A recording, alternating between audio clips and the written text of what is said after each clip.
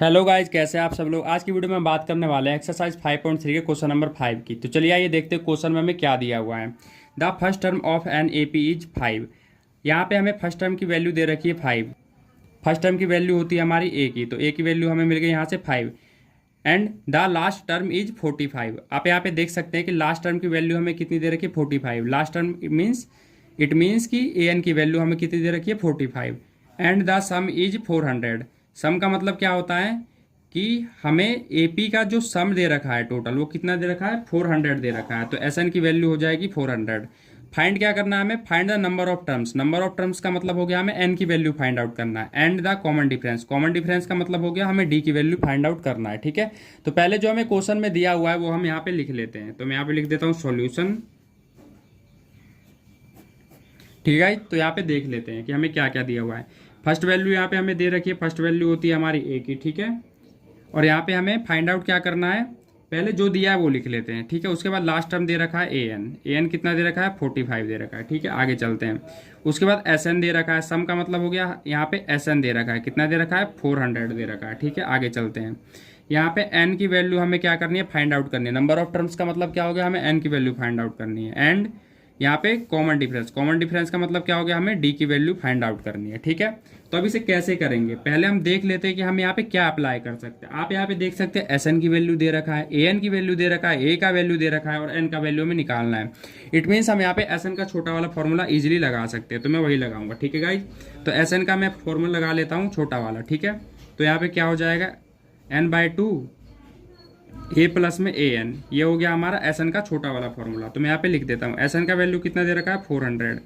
N का value क्या करना है, फाइंड आउट करना है। ठीक है, तो ए का फॉर्मूला ए का वैल्यू कितना हो जाएगा 5 हो जाएगा। ए एन की वैल्यू कितनी यहाँ पे 45 है। ठीक है गाइज, आगे चलते हैं। यहाँ पे देख सकते हैं कितना है 400 इक्वल में एन, यहाँ पे कितना दे रखा है 2 दे रखा है। अब 5 और 45 को जब प्लस करेंगे हमारे पास कितना आ जाएगा 50 आ जाएगा। ठीक है, मैं इसको क्या कर दूंगा, कैंसिल कर दूंगा। कितने टाइम्स पे 25 बार पे। ठीक है, अब यहाँ पे कितना आ जाएगा 400। 25 को जब n से मल्टीप्लाई करेंगे यहाँ पे कितना आ गया 25 आ गया, और ये n आ जाएगा। ठीक है, 25 को n से मल्टीप्लाई करेंगे तो अब हमें यहाँ पे क्या कर सकते हैं गाइस, ये जो 25 n के साथ मल्टीप्लाई में मैं इसे क्या ले जाऊंगा लेफ्ट में। तो लेफ्ट में जब इसे ले जाऊंगा तो ये क्या हो जाएगा 400 के साथ, ये हो जाएगा 400 के साथ डिवाइड में। ठीक है, अब 400 को 25 से कैंसिल करेंगे, कितने बार पे कैंसिल हो जाएगा, ये हो जाएगा 16 टाइम्स पे। कैसे, 25 से कम 25।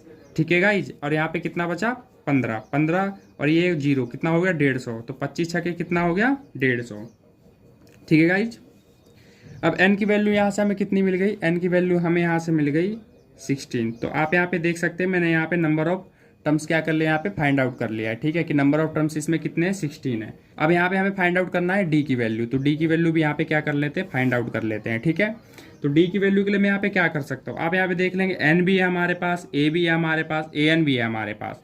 तो मैं यहाँ से डी की वैल्यू ए एन का फॉर्मूला लगा के इजिली फाइंड आउट कर सकता हूँ। ठीक है, तो हम वही करेंगे। ए एन का वैल्यू कितना दे रखा है हमें, ए एन का वैल्यू दे रखा है हमें 45। ए की वैल्यू कितनी है हमारे पास 5 है, प्लस एन की वैल्यू कितनी दे रखी है वो हम यहाँ पे लिख लेते हैं। ठीक है, एन की वैल्यू हमने कितना निकाला है यहाँ से 16 निकाला है, 16 - 1 हो जाएगा। डी का वैल्यू क्या करना है फाइंड आउट करना है। आप यहाँ पे देख सकते हैं कि 5 क्या है राइट में, प्लस में मैं इसे लेफ्ट में ले जाऊंगा। ठीक है, तो हमारे पास क्या बचेगा यहाँ पे 16 में से 1 हटा देंगे, यहाँ पे 15 बचेगा, ये हो गया हमारा डी।